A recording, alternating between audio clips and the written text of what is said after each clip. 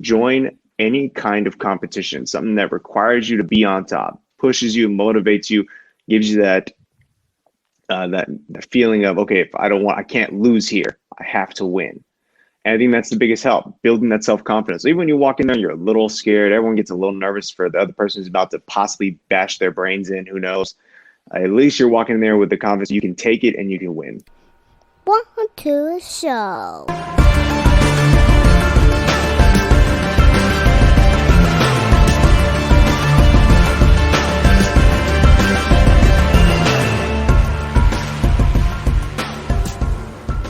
What's up, everybody? This is Dante with another episode of Off the Mats Podcast. And this week's guest is going to be a special one. It's a new guest. Usually I have, the rotation of the usual suspects. But this time around, I actually have someone new on, and it's going to be an experience just learning, from someone different this time around, other than hearing my tired old stories. So this week's guest is MMA fighter Bear Fiorda, and he runs the gym out in Cathedral City. And there's a very unique thing about this gym that I think is very special, and I wish we saw more of it.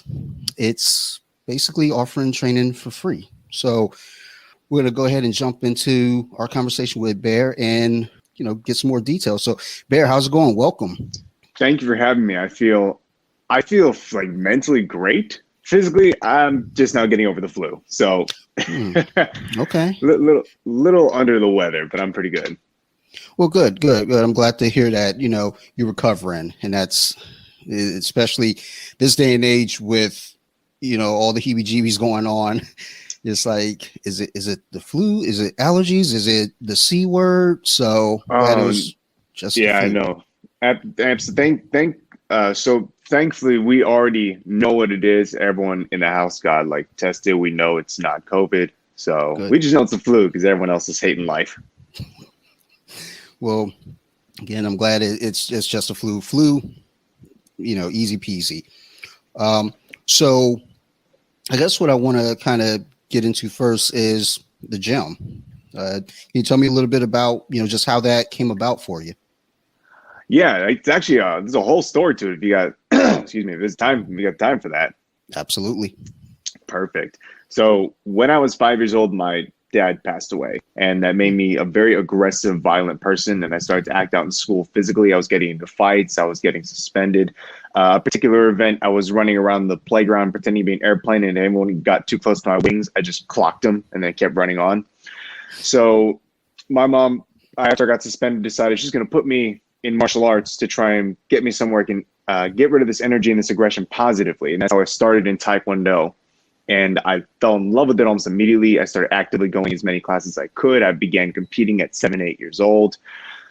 Problem is, as I progressed, the fact that we grew up in a rougher area meant that when I had friends and training partners and people drop out, they would get involved in drugs, gangs, violence, and some of them had died. And it was my firm belief then and now as an adult that if they'd stayed in martial arts, they would have had the same opportunities I had and stayed away from those types of crowds and activities. So me and my mom got together and created Free MMA, a nonprofit mixed martial arts gym where we teach everyone martial arts for absolutely no cost. So it doesn't matter what life throws at you. If you want to come learn to defend yourself, you want a career in this perhaps, or if you just want a place to blow off steam, get fit, we're right there in Cathedral City for you at no charge any day of the year. So all of that is more power to you, my friend. That I'm happy that was recognized at a young age, because these days, and even just the last 15, 20 years, kids being a little aggressive. I used to be a preschool teacher, and the issue that I always had with having a student that was a little aggressive is the school wants to immediately put them through a program and almost kind of put a scarlet letter on them. Keep an eye out for this kid versus try to work with them, try to, harness, that aggression, try to figure out what's going on. So, I'm glad that, you all found Taekwondo and, grew with that. So, excellent. So before and after starting the gym, I was working with the Boys and Girls Club. I was working with the local school system because that was something I also was somewhat aware of what happens is kids almost they just more or less push back. They're forgotten about, especially when they get very aggressive, start giving the school a bad look and name. So I wanted to give, even if they couldn't make it to the gym, let's say they were only at the school, I wanted to be able to get to the school for them. If they can only get to the Boys and Girls Club because that's where the bus picked them up from and brought them to, that's where I wanted to be for them. And that's what I made sure I did. Again, another great point there too is just the follow up to that and just extending off of that. It's really good. So when did the actual gym start up for you? When did you all get that going, or how long has it been running? It's been running now, so we're just past or ending about summer 2021. So about 3 years now we've been running classes there. Excellent. With the exception of there was a stint during the pandemic where we didn't have any classes going on at all. I'm glad that you're back up and running. So it's really just the ideal behind it. I always talk to my wife about something like this because I'm from Detroit. If you see the shirt, Detroit versus everybody. Yeah. I'm not in Detroit now though, but that was one thing I always look back on with my cousins and even myself is, getting in trouble. And like you said, your friends who, left training, they went off and, found other nefarious hobbies. So, I'm glad that you're able to stick with it. And I'm glad that you also recognize that, what, we need to do something and try to, keep this from happening to others. So already, from my heart, like you're one of my favorite people, just knowing that that's, that was the setup for you. So good. That's good. With, the gym being, kind of a primary focus, you're also an MMA fighter. So, how does your training split kind of work with running the functions of the gym? Thankfully, we have a strong network of instructors that volunteer their time to manage the gym, take care of the classes, make sure the doors are open for people when I can't be. So as an example, my training takes me out of the valley where I currently live Monday through Wednesday and Saturdays. And Wednesdays and Saturdays are days where we would be holding classes. So when I do return Thursday and Friday, I can take care of those ones. And then the weekend is covered by some awesome teachers. And of course, so is Wednesday evening. But it's thanks to these other instructors, I'm able to do what I do now. I'm still able to compete, train, perform, and keep the gym running for everyone. You have a fight upcoming, as a matter of fact. October 2nd, correct? It has actually changed, and Ooh. It changed. I first want to throw this out there because I love saying it, but Smiling Sam Alvey is going to be in my corner. If anyone didn't catch the fight against Wellington Thurman, you should check it out. He was robbed, by the way. Yes, but I agree. He's definitely excited about that. However, the second had moved to the 16th with an entirely different label now. The label I was going to fight for, I heard nothing but good stuff about them. I don't know anything about them up till that point. But we did get a contact from the matchmaker saying, hey, we couldn't get an opponent for you, but there is one guy who's 240 pounds if you want to take the fight. And I was 195. And so we had moved on to the next one on October 16th. With your training, for the fight and everything, I know, again, you're saying you're, getting over the flu weight. Yes. Are you fighting at middleweight for this fight? I will be fighting at middleweight in this one. All right, and you feel good just, kind of going into it despite, coming off being sick?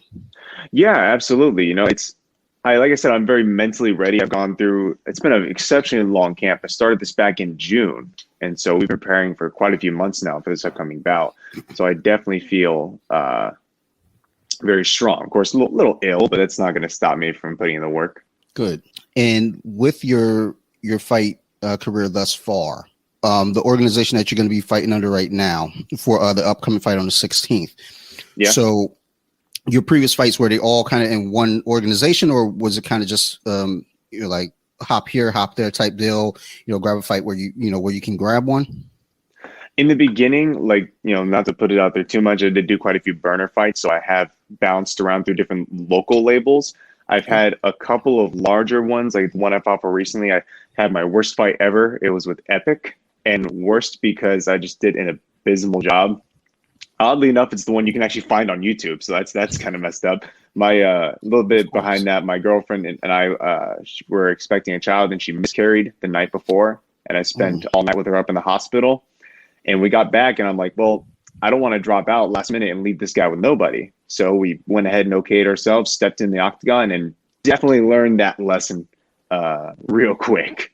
That's a thought too is, you saying that was the worst fight you've had to date. What did you pull from that fight? Like as far as any experiences or learning, just in the cage and just in general?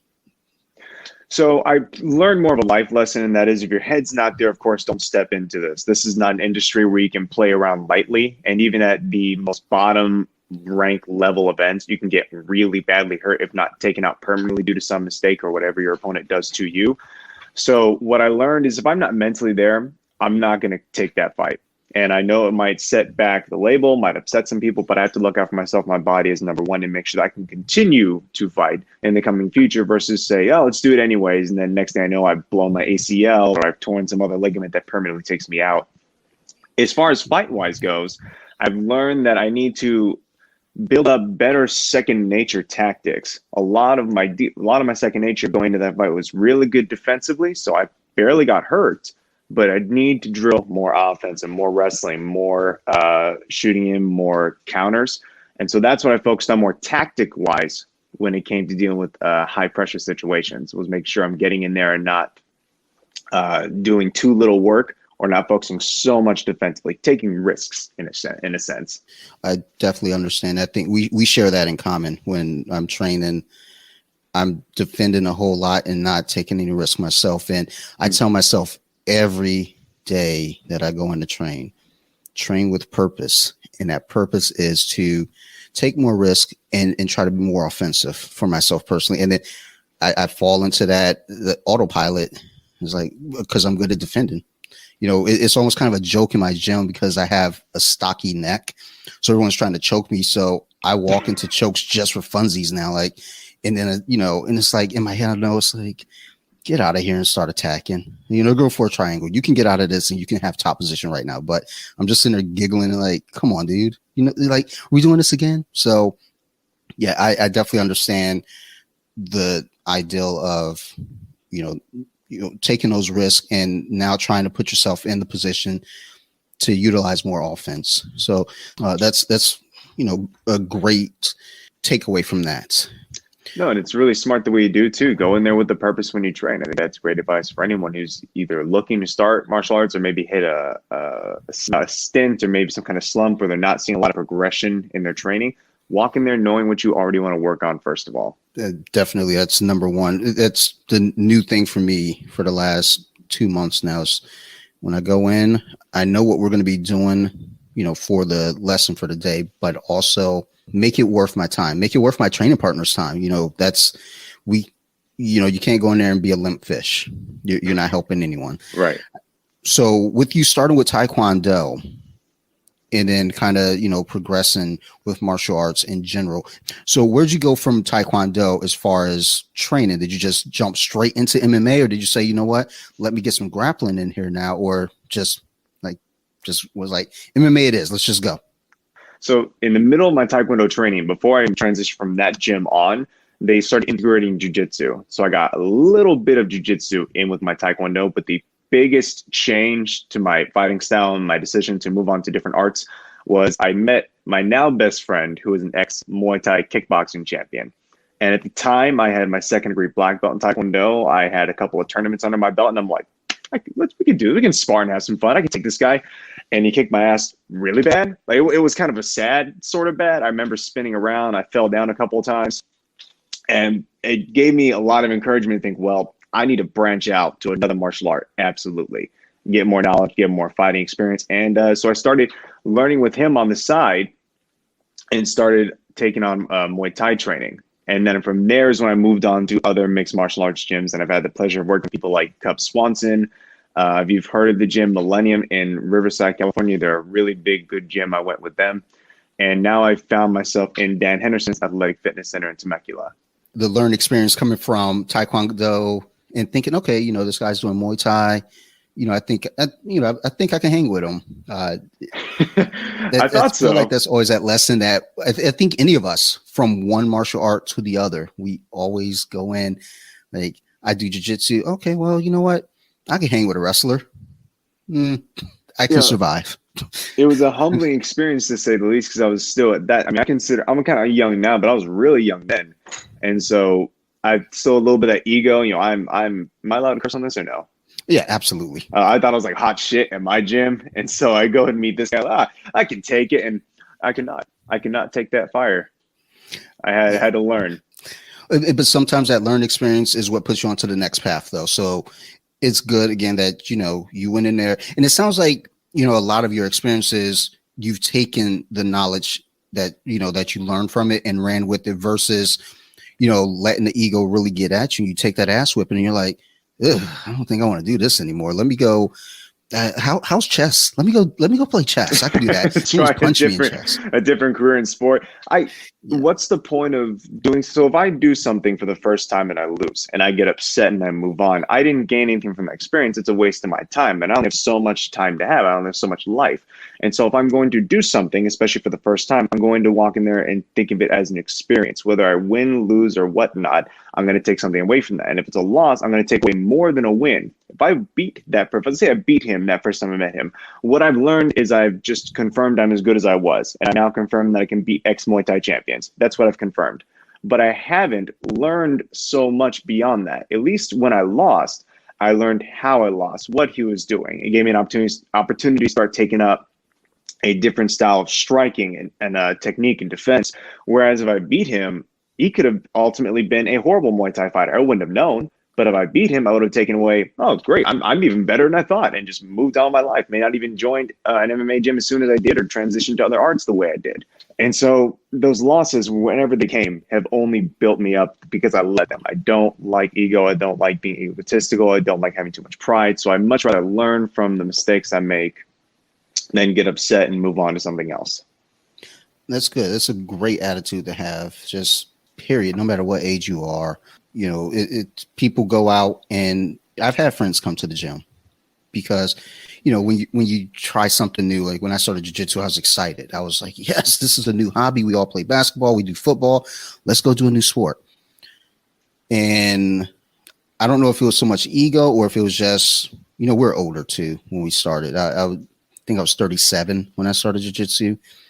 So, and, most of my friends were all in the same age bracket, 33 through 39. So it's like, hey, come on, let's go do this. So I think the ego's got the best of them at that point as well. But ultimately, with the attitude that you have, you're definitely in a prime position for growth and just everything. Sky's the limit type deal. So with being a stand-up fighter, a striker, your grappling is still kind of in progress, I would say. I'd say I think I'm farther along since joining this gym with Sam, but absolutely. And in fact, him being in my corner has only made me feel like my wrestling and grappling has come a lot better and be a lot stronger because that's one of his big things. I think he always pushed. But absolutely, work in progress. I will stand up for days because I feel confident. I know what I can do. I've tested it well against other people. Wrestling, grappling, needs work. Sometimes I think in the beginning of this camp, I felt, whether it was true or not, like I was a fish out of water several times. Okay. And now definitely I've come a long ways. That school in Dan Henderson's Athletic Fitness Center, they definitely are heavily wrestling oriented. And so that was a big positive to joining that gym, was the fact that I can work on my wrestling and grappling skills and, of course, with high-level people. I think having grown up watching Dan Henderson fight, and even though you see the Hendo, the H-bombs, he's a wrestler first. And if there's any place to go to hone your wrestling and grappling period, that's an excellent, affiliation to get tied up with. So, good for you on that one as well. I'm very happy about it.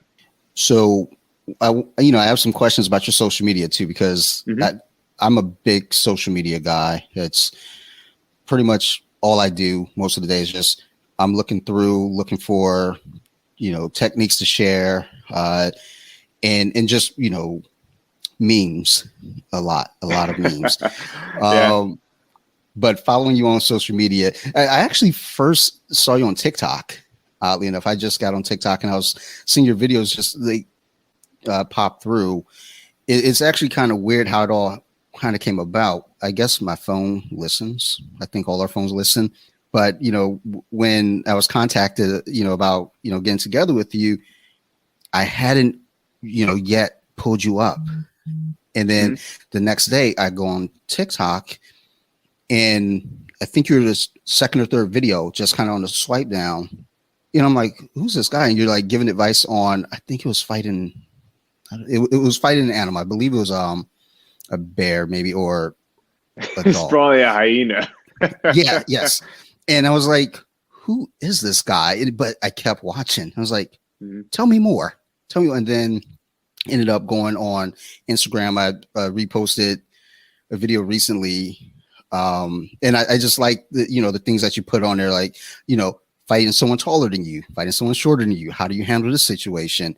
And, with the, the humor that you add to it, but there is still a level of like, no, this is actually, this is right though. But, you add a good sense of like comedy to it that keeps people in on it. Because there's so many technique videos that you can watch. And it's like, oh man, okay. Whew.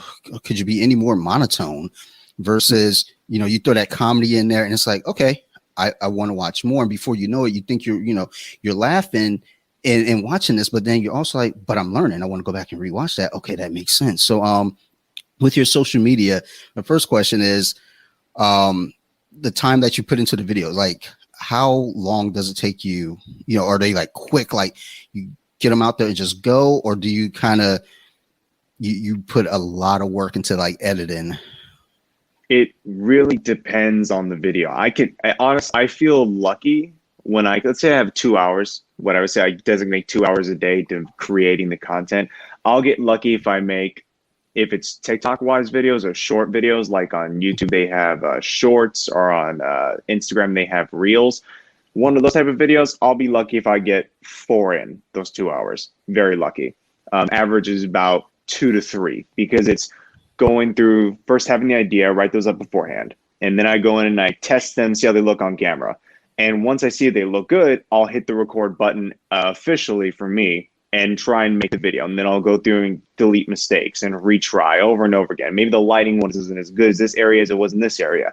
I remember I'd made a video and finished it and I thought it looked good. And I immediately switched camera positions to check out something else, loved it better, and just got rid of the first one I made. So I restarted because I wanted to look as good as possible. I want people to, of course, see the technique, understand it, perform it themselves. And if I can find a better area to do that in, or better lighting, or better sound quality, if I'm speaking in the video, then that's what I'm going to transition and do. A YouTube video, that one will take me the entire 2 hours I'm doing. If I'm making a full length, roughly 12 minutes, that's going to take me the whole time. Absolutely. But it's a fun process. I deeply enjoy it. And sometimes I'll spend upwards of 3 or 4 hours doing it, just recording at a time, not even the editing or making process of it. That could be a whole day's worth at times. It is my training in the recording and the filmmaking is my full-time job. I think with just the way technologies in the world has broken down now, if I were, let's say this was 20 years ago for me, and I'm doing that, my grandparents would look at me like, Jake, we're proud of you, no matter what you do, but put the camera down and go do some real work. That's what my family would say to me then. But now it's like you can do that, and people can look and say like, oh, like that's what you're doing. Yeah. But these days now, though, that's what you're doing has an impact and it reaches. So that time that you put in, it counts. There's real futures to be made on social media, 100%. And having done what I've done now over the pandemic in the last year, I wish I started earlier. I really did, and I'm just happy I got on when I had. Actually, this podcast started during the pandemic. I wish I'd been wanting to do it for years. Yeah, but I wish that I just pulled the trigger. It was just I thought at the time I was too busy.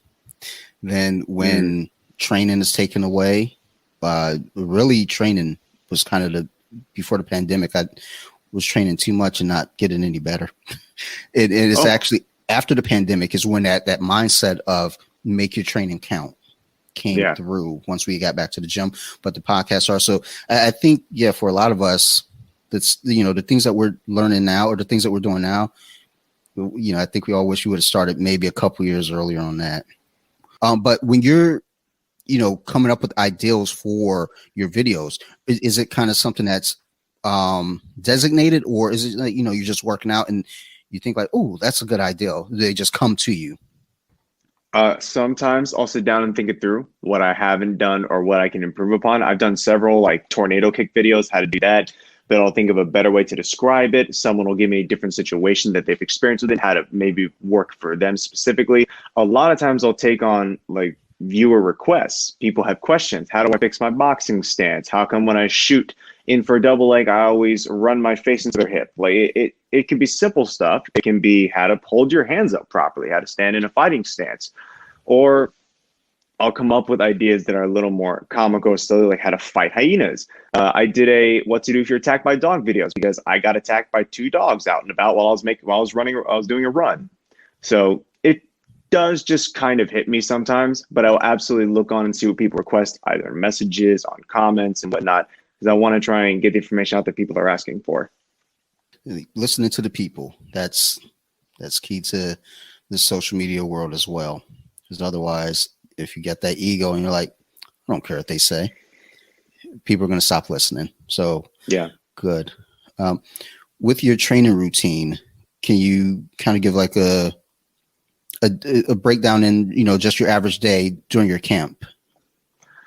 So it can change up depending upon what's happening throughout the day. But for instance, let's take tomorrow, Monday. For tomorrow, Monday, when I go in, I'm going to have a class from roughly 10 o'clock, 10:30 to 12 o'clock. That's oftentimes with the pro athletes, or maybe some of the amateur team will show up there too and train at the gym. From there, I'll have a break, come down about from 5:30, till 7:30, maybe even longer, depending if the classes run over. But that would be a Monday, a 3.5 hours plus at times for training. Tuesday oftentimes is the same amount of time, if not more. Wednesday can be as high as 4.5 hours, and so would Saturday just at that gym, 4.5 hours. When I'm here by myself, I work with physical trainers upwards of 2 hours plus a day, Thursday and Fridays, and then I get my rest day on Sundays, which oftentimes isn't so much a rest day due to still working the social media, still trying to make sure I'm eating right, getting on point for the diet, but it's definitely a less physical day. And then, of course, there's teaching throughout all those Thursday, Friday, and occasionally the Sundays, but normally that went off. Okay. And I kind of thought about that when, trying to schedule. It's like, well, Sundays tend to be, most people's slow day. Mm. And then I'm thinking like, well, if he's prepping for a fight, though, this might be that day he just wants to, I just want to rest. I don't want to talk to anyone. So I was like kind of crossing my fingers. I was like, would Sunday work? Oh, well, no. Okay. This was a great day to do this. Absolutely. I also try to keep in mind too that we're 3 hours apart in time. So really? Okay. My initial thought was like, because I'm, I don't, in my mind, it's like East Coast. You see it on TV, Eastern Standard Time. So initially I was like, oh yeah, we could record at 9 o'clock. And I was like, no, we can't record at 9 o'clock because it's going to be midnight for me, even though I would still be up.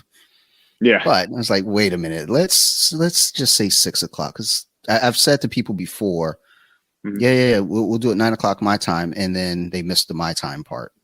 So, and the thing is, for them, it's 9 o'clock. Okay. Yeah.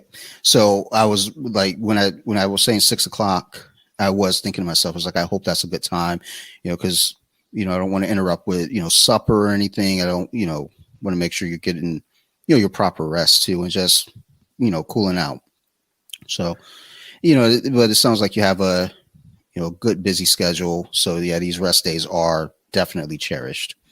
Yeah. And just to add to what you were saying on these, so like you were saying, how interacting with your base and the people who view you is very important.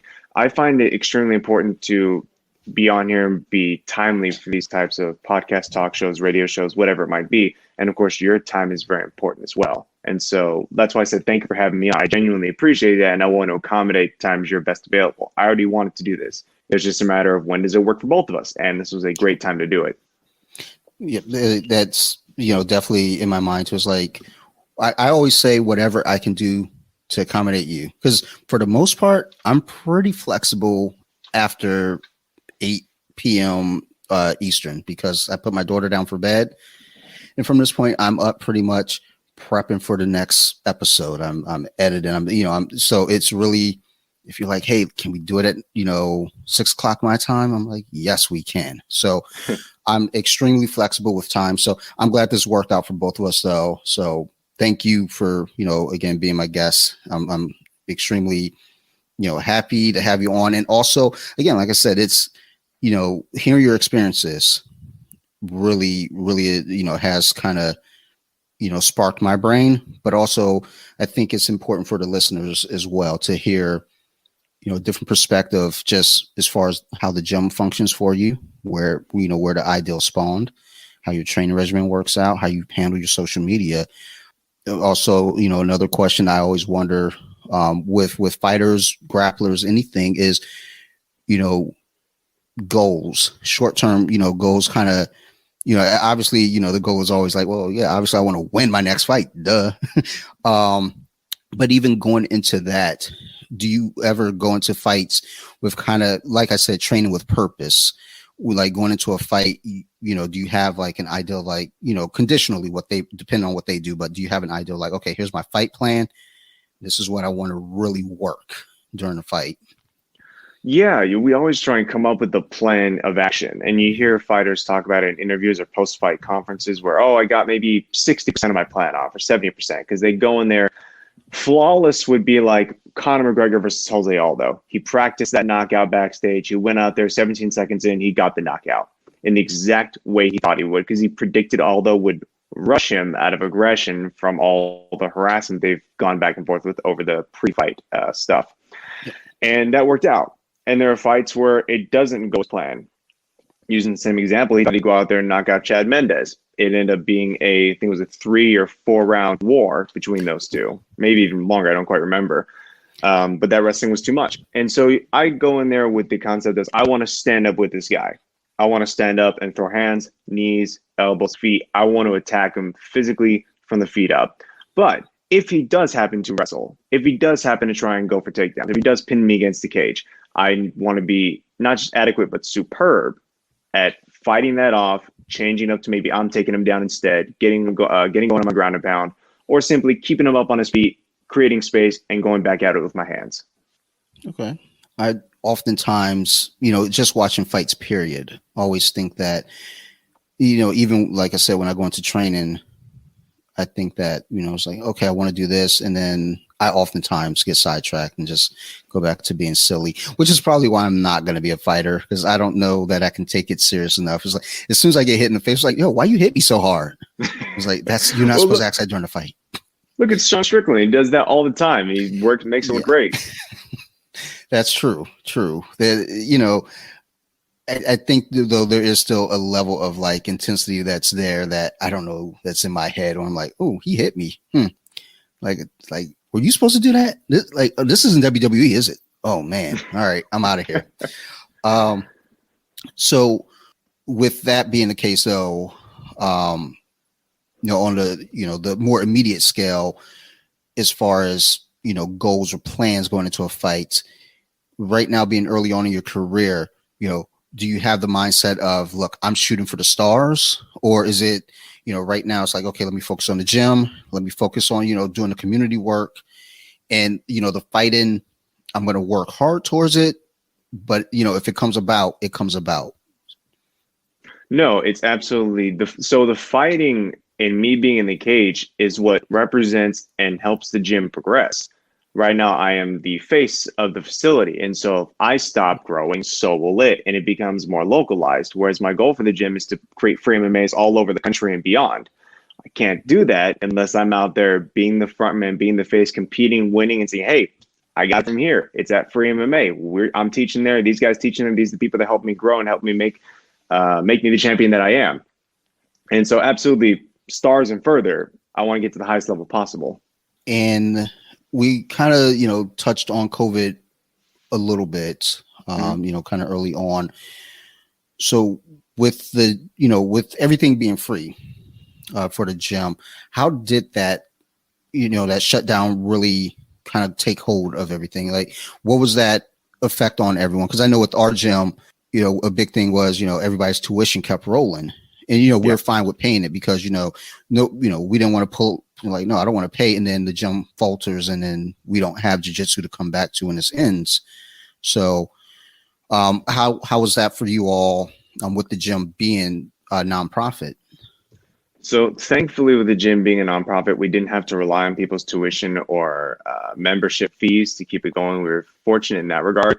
It did, however, stop a lot of the donations, a lot of the corporate sponsorship, because everyone's business got hit. And in fact, me and my mom took care of the payment for the gym's electrical and rent throughout the pandemic. And only now as we reopened, start getting those donations and those companies to kind of come back again. But everyone's still getting hit real hard. Everyone's still feeling the effects of what happened. So for a long while there, me and my mom simply took up the obligation of making sure the gym stayed afloat. And we're now getting back to a place where we have a good amount of support from the community. Okay. And for donations, where would we go to do that? So we have a link for the free MMA donations. If you go to my TikTok bio, there's a spot where you can donate there once you click on the link in the bio. Absolutely, you can donate there on the website or through the free MMA itself. Okay. Definitely want to make sure that the listeners and everyone know where to contribute and help out, because at the end of the day, I think it's important that organizations like yours exist. A lot of places, like you said, your friends, they left martial arts and got in a lot of trouble. A lot of places, you see that and people don't care. People just let it go, or people care and it's like they don't know how to help. Right. So, I want to say thank you just for that period. That, is something that's important to me, knowing that that's out there. So thank you for doing that. Well, I appreciate it. To me, martial arts is a right, not a privilege. It gave me all the opportunities I had today, and I believe everyone deserves that second chance. Yeah, I've been recently saying, look, I don't think, like, more so for jiu-jitsu, I don't think jiu-jitsu is for everyone, but I think everyone should give it a shot. Yeah. Because you never know.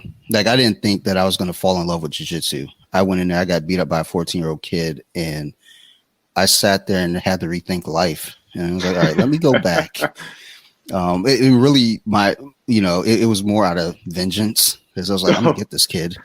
I never got him. When he turned 18, like his last day at the gym before he went off to college, we rolled.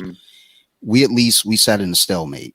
He didn't submit me. I didn't submit him. I didn't get any sweeps, but we just sat in 50-50. But because of that first experience for me, it kept me going. And, some people, they come in and, it may not be for them, but at least they tried. And I think, even having a free opportunity available like that, where, like you say, you can come in today, train, and come back a year later. It's no different. So no different. That's an excellent, option that you have available for everyone. I wish I lived, out on the West Coast. I'd make the trip. So, well, you're welcome to if you're ever out here. My wife and I have actually discussed, we talk about, we don't ever go anywhere. We're here in Maryland, and we just we work a lot. And we're talking about it one day. We're like, look, maybe we should go travel a little bit, go see people. I've made quite a few friends through social media that I feel like, I love to go train with some of these people. So, California is at the top of the list because, it's almost like California, I feel like, is the jiu-jitsu capital of the US. It's like, it's almost like there's a jiu-jitsu or MMA gym on every corner just about. And it's like, dude, you can't throw a rock without hitting one. So it's like, I feel like I got to go there first. Yeah, absolutely. And, just like you were talking about starting this podcast, you got to go do it. Yeah, absolutely. If you don't, you're going to just sit there every day regretting. So, martial arts, And, I have some listeners who don't train, and I know who you are. Like, come on, dude, just sign the waiver. Come over to the gym. We're nice. We're not going to hurt you. We take care of everyone, honestly. Just give it a try, everyone. Try it out. And hell, it's a good workout too. If anything, take the workout from it and apply that, to your everyday life. And then it could turn into something else. You could turn into an MMA fighter. You could turn into a jiu-jitsu world champ. So yeah, there's always the possibility there when you want future, you can take it. So that's another question I'm thinking about with you as well. Even though, your grappling is kind of coming about, do you ever see yourself at some point saying, you know what? I'm liking this grappling. I want to challenge myself at the next level. You think you'll ever do a jiu-jitsu tournament? Yeah, actually, I have. And in fact, I want to do. Here's the thing. I am a big believer of experience. Experiences matters most, right? For me, that's what matters most. And while, yes, direct experience, like you want to be a cage fighter, get in the cage, that matters at the top level. Being under pressure, having the need to win, or there's a consequence of loss, or, first, second, third place, you need to be first or you are going to get a lesser reward or none at all. Having those kind of experiences make a better competitor. That's why I think wrestlers are so great, because at a young age, 14, 13, sometimes when they start high school and start their wrestling team, very beginning, they're taught you have to win, you have to do this or that to get that gold medal, especially if you get collegiate or higher level going to the Olympics. So for me, I would do it. And on top of the fact that I already love rolling and doing jiu-jitsu and wrestling, because it'd be such a great experience to build my self-confidence, my ability, and my need and drive for that number one spot, because that's going to help the most, getting into more and more competition. I told people before in a video, just go do a Yu-Gi-Oh competition. Anything that creates a need for you to be in that number one spot is going to help you out in the end. Yeah, and I agree with that too. It's like we need to have, a push. We need to have a reason for it. We need to have something to climb to. There's so many things now where, and I hate the term participation trophy, but there's a lot of that now, and it's getting worse. Like our gym, when they go to tournaments in IBJJF, third and fourth place both get a bronze medal. And, with our kids, if they get the bronze for fourth, the coach is like, nope, like just, no, we're not bringing that home with us. Like if you get it for third, kudos, but that fourth place medal, no, that you're not bringing home a placeholder, like get out of here. Yeah. So, that push to try to be the best has to be there. And, I hope that's something that's coming back, just period with, the world opening back up to doing things after COVID, with sports, with, just anything and everything. Hell, even podcasting, my podcast is new and I see each week the numbers are growing. It's like, okay, that's one step closer to number one. I don't know what category I'm in. I think I put it in sports, so I don't know. But, my other podcasts, those guys are in the top 200 on Apple Podcasts. So it's like, okay, that's one step closer now. Let's go. Yeah. So, always want to have something to strive for and climb towards. I agree. So, just one last thing, kind of just to get your opinion on it or get your thoughts. What's something that you would tell a new fighter coming into MMA? That a lot of what you're going to face there, a lot of what you're going to feel is going to be you're going to have that nervous energy, but it's going to be a lot of self-confidence.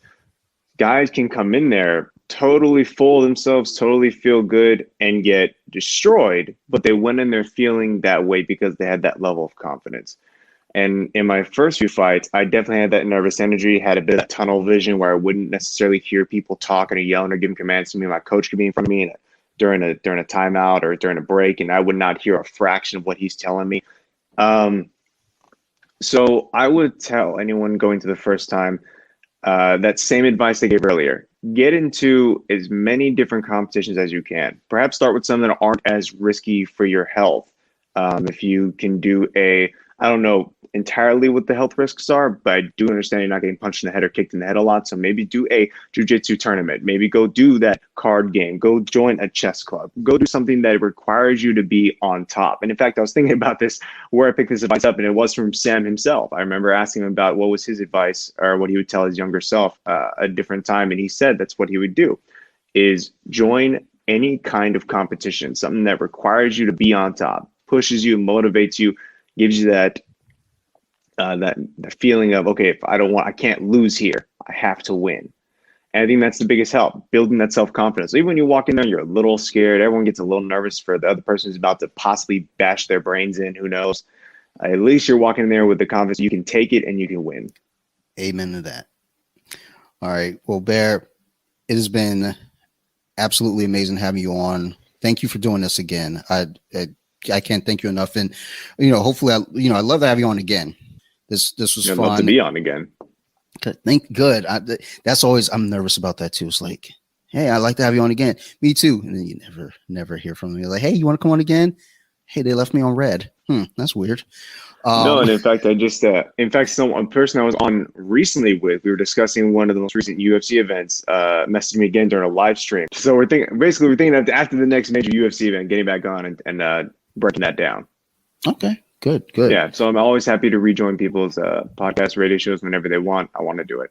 Excellent. And I love having repeat guests on. It's just, I think it's good for the listeners to have that familiarity, and it's good, just building rapport. Like I always feel like these first episodes are always kind of that fill out to see, all right, how's the chemistry? Are we, having a good back and forth, or is there's a lot of tension? So this was fun, definitely good rapport. So I can't wait to, do this again.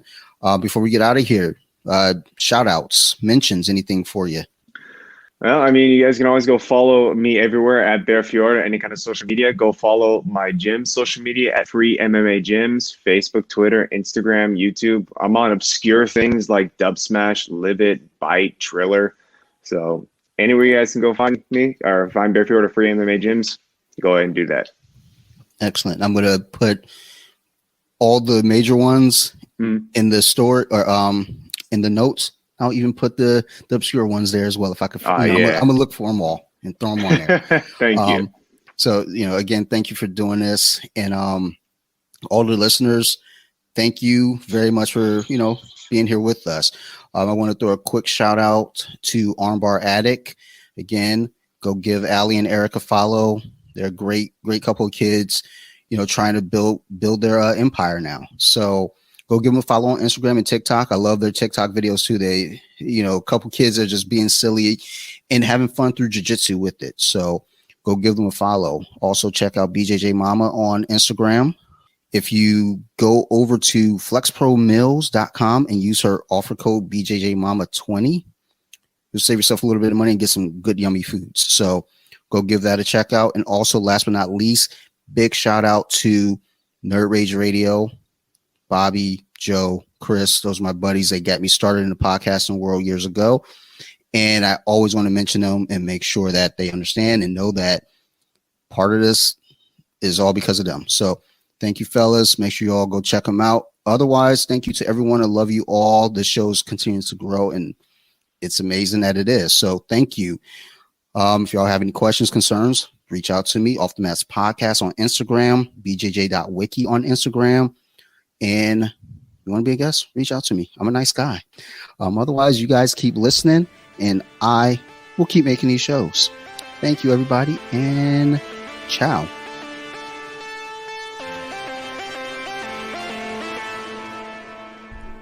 Deep with it. Now let me sing a song.